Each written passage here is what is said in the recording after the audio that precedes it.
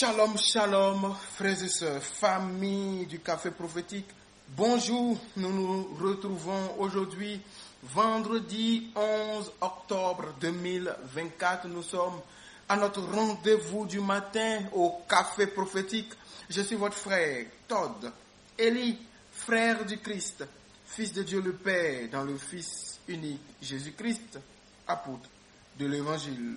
Mettons-nous en présence du Seigneur, adorons son saint nom, au nom du Père et du Fils et du Saint-Esprit.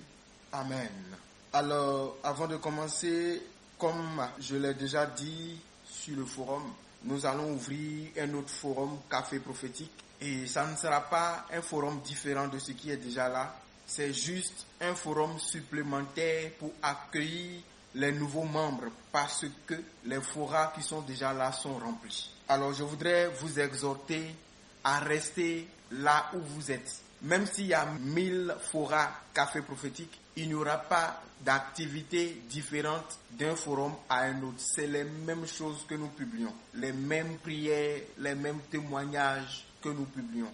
Il n'y aura pas un forum qui sera favorisé et l'autre qui sera défavorisé. Mais quand un forum se remplit et que d'autres personnes désirent vous rejoindre, vous créez un nouveau forum pour accueillir les nouveaux adhérents. Donc, c'est pour les nouveaux adhérents. Alors, quand nous allons rendre le forum officiel et que nous allons publier le lien, s'il vous plaît, vous qui êtes déjà sur nos différents forums Café Prophétique, ne rejoignez pas le nouveau, mais laissez ceux qui viendront maintenant rejoindre le nouveau.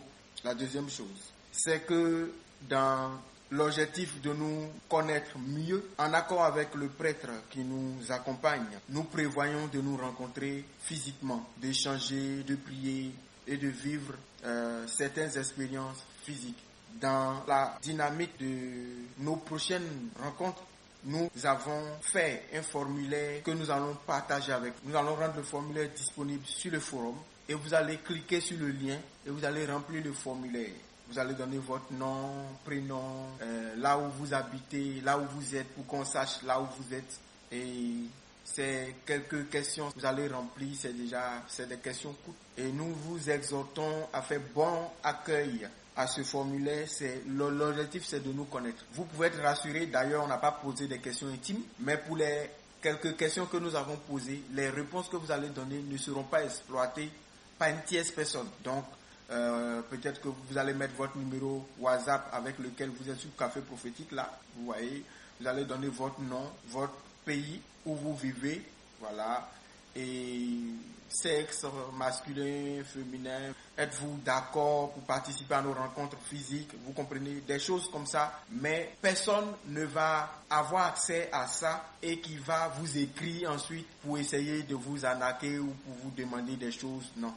Donc vous pouvez être très rassuré, c'est quelque chose de simple. Faites bon accueil et remplissez rapidement les formulaires pour qu'on puisse avoir une idée de ceux qui sont disponibles à venir à cette rencontre-là.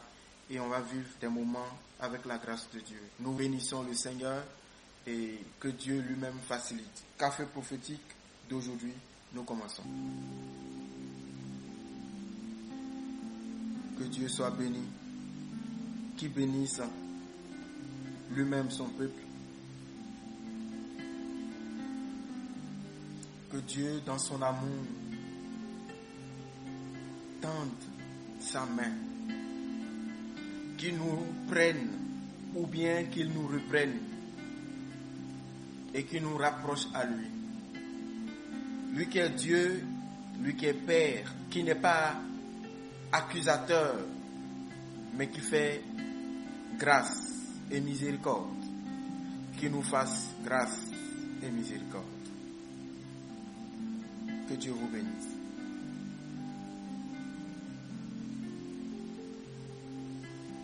Frères et sœurs, dans la dynamique d'hier, j'espère que nous avons médité, que nous avons prié. Est-ce que nous aimons Dieu?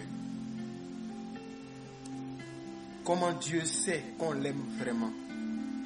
Comment il vérifie pour pouvoir attester par lui-même après que nous l'aimons vraiment? Vous savez, parfois, nous qui pensons que nous avons un don, nous qui pensons que nous avons une grâce, nous qui pensons que nous savons prier, nous qui pensons que nous avons lu quelques passages de la Bible, on pense qu'on est supérieur aux autres. On pense qu'on est déjà trop accompli, trop arrivé. Et parfois, on devient orgueilleux. Surtout quand on est mal évangélisé et mal converti. Au lieu de devenir humble, simple, de vrais enfants de Dieu, on devient prétentieux. On pense qu'on est meilleur que les autres. On est suffisant. Or, vrai, il y a des indices par lesquels tu reconnais quand quelqu'un a vraiment l'Esprit de Dieu.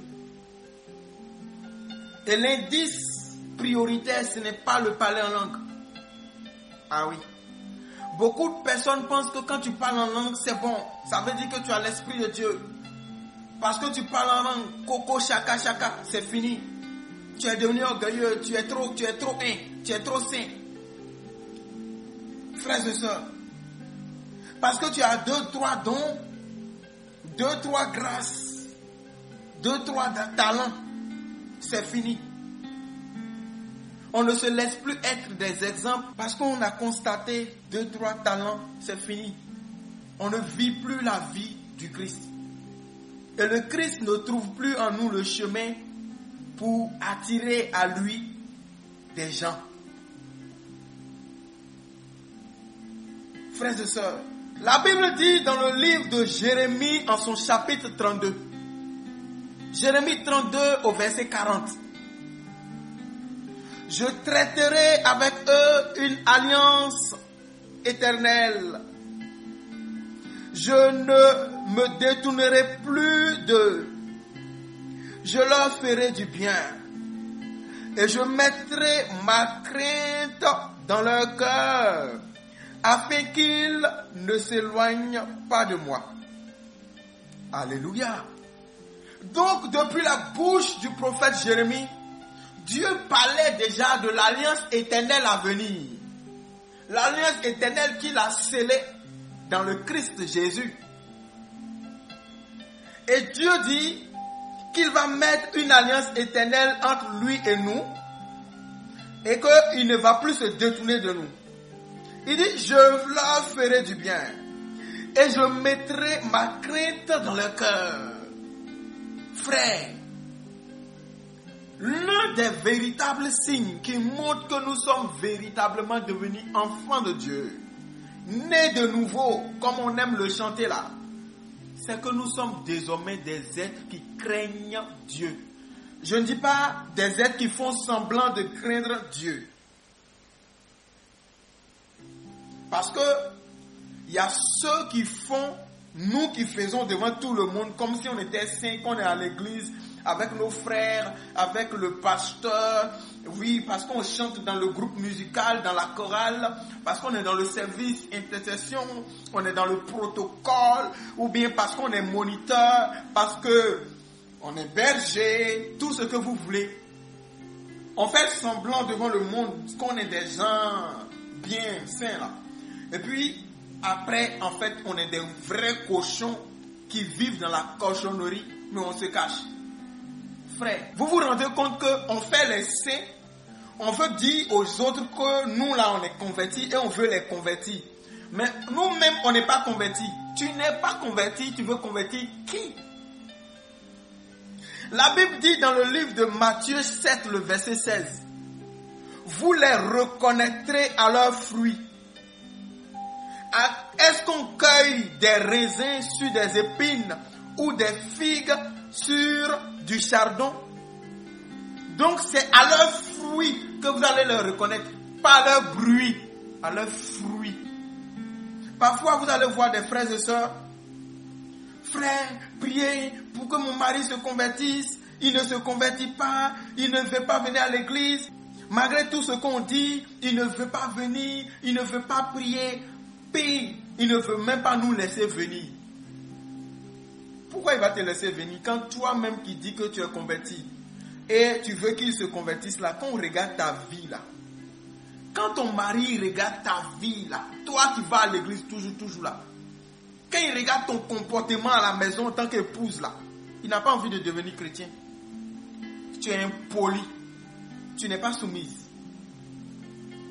Tu passes tout ton temps à l'église, tu abandonnes ta maison et tes enfants. À peine si ton mari a mangé, ça ne te préoccupe pas. Tu as déjà préparé pour aller donner à ton pasteur, à ton berger. Quand tu prépares pour envoyer à l'église, tu mets ça dans de jolis bols. Mais quand tu le sers à la maison, tu mets ça dans des bols ordinaires. Parfois même, le monsieur n'a pas encore mangé. Tu mets les bons morceaux de viande là dans ton assiette. Tu envoies à l'homme de Dieu. Il ne demande pas, est-ce que tu as fait pour ton mari? Lui, il ne sait pas où. Il pense que, de toute façon, tu es bien, hein, lui là. Ça veut dire que c'est la conséquence de ce que tu dois être bien dans la maison. Alors que, à la maison là-bas, là, tu as un bouc, un dragon insupportable. Mais tu dis, ton mari là n'a qu'à se convertir pour venir dans toi, ton église. Qu'est-ce qu'il doit voir pour venir dans ton église? Ton Jésus que tu dis que tu pries tous les jours, et tu as un comportement de bouc. Comment il va se convertir? Avec ce comportement. Moi, j'ai connu une sœur. Quand elle priait en langue, puisqu'elle habitait derrière ma maison, tu es chez nous là, tu entends. À chaque fois que leur prière commence chez eux là, elle est la première. C'est-à-dire quand le Saint-Esprit vient là, c'est pas elle qu'on sait, c'est elle qui est le signal que le Saint-Esprit est venu. Et dans nos groupes de prière, il y a des gens comme ça, ils sont beaucoup comme ça, des menteurs. Ils sont beaucoup. Quand le Saint-Esprit est là, quand l'onction est là, c'est pas eux on sait, c'est eux qui sont les premiers à crier. C'est les premiers à tomber, toujours, c'est eux. Mais quand tu regardes leur vie là, quand le Saint-Esprit vient là, c'est chez eux, ils gardent d'abord. Ils mangent là d'abord avant de rentrer dans le peuple. Mais quand tu regardes leur vie là, my God. Frères et sœurs, personne n'est parfait. Nous tous, on a notre point de faiblesse et nos défauts, nos points à améliorer. Personne n'est parfait. Mais, toi-même, faut voir. Tu es en train de prier en langue dans ta maison. Ton voisin de l'autre côté est fâché. Pourquoi? Parce que ta prière en langue ne correspond pas avec le témoignage de vie que lui voit tous les jours à la maison. Et tu dis, il n'a qu'à se convertir. Il y a des gens qui pensent que être né de nouveau, c'est parler en langue. On peut prier en langue et faire de longues prières à la maison. Et ça va même énerver le voisin. Parce que ton robobo rababa là ne correspond pas avec la vie de témoignage que tu dois avoir. Ce que lui voit, ce que lui il entend au quotidien, tu es impoli, tu parles mal à ton mari. Parfois même tu le trompes. Tu le trompes même avec un païen. Et le païen là, il sait que toi chrétien là, tu trompes ton partenaire avec lui dehors. Et tu lui dis à lui de se convertir. Il ne va pas te dire directement pour ne pas te choquer. Parce qu'actuellement là, il mange ta viande. Mais il va se convertir quel est le témoignage qu'il a vu en toi pour vouloir se convertir? Parfois, frères et sœurs, posons-nous la question. Quand on veut que les gens se convertissent là, ils doivent se convertir pour ressembler à qui? À Dieu ou à nous? Parce qu'eux, ils ne voient pas Dieu, hein, c'est nous, eux, ils voient. Maintenant, est-ce que notre vie là peut lui donner envie de devenir chrétien? Tu vois certaines personnes qui prient pour dire que leur enfant n'a qu'à devenir, n'a qu'à se changer. Mon mari n'a qu'à changer. Ma femme n'a qu'à changer. Et on prétexte de Dieu pour dire n'a qu'à changer. Je veux qu'il devienne chrétien. En fait, tu mens. Tu ne veux pas qu'il devienne chrétien. Tu veux qu'il devienne comme toi tu veux là. Comme ça, quand il sera comme toi tu veux, ça va satisfaire ta chair. Parce que si tu voulais qu'il devienne comme Christ, c'est qu'il y a quelque chose en Christ que tu as vu qui est bon, non? Pourquoi toi-même tu n'es pas devenu comme ça d'abord? Et tu dis, lui n'a qu'à devenir comme ça. Est-ce que vous savez que il y a des gens qui ne prient pas beaucoup, apparemment, mais leur mari a envie de devenir chrétien. Leur mari a envie de rencontrer l'homme de Dieu avec qui elle prie là. Leur mari a envie d'aller dans l'église là. Parce que depuis que la femme là a commencé à aller à l'église là, elle a changé. Elle est en train de devenir une version que lui-même il se dit waouh. Le monsieur est en train de tomber à nouveau amoureux. Du coup il se dit mais cette femme là, dans quelle église elle prie pour devenir comme ça? Et puis il a envie de connaître. Et puis un bon matin il te dit il va aller aussi. Et puis un peu, il rentre dans les groupes. Lui-même il commence à prendre part. Parce que le Dieu que tu as rencontré là, il veut le rencontrer aussi. Alors que tu n'écris pas à la maison, hein. Tu ne pries pas en langue, tu ne jeûnes pas pour celui. Chaque matin pour dire non, bébé aujourd'hui on doit jeûner.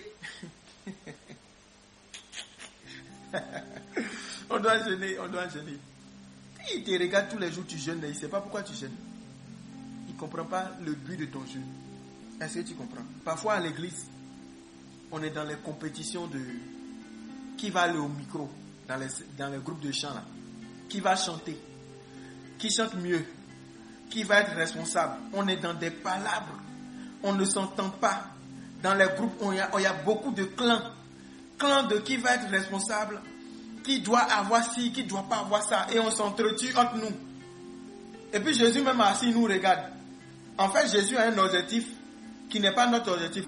Voilà pourquoi vous allez voir dans nos églises, beaucoup de personnes font gris-gris, des fétiches pour accéder à des postes de responsabilité. Vous imaginez ça? Vous imaginez ça? Parce qu'il veut être quelque part. Vous pensez que c'est pour Jésus qu'il a fait tout ça?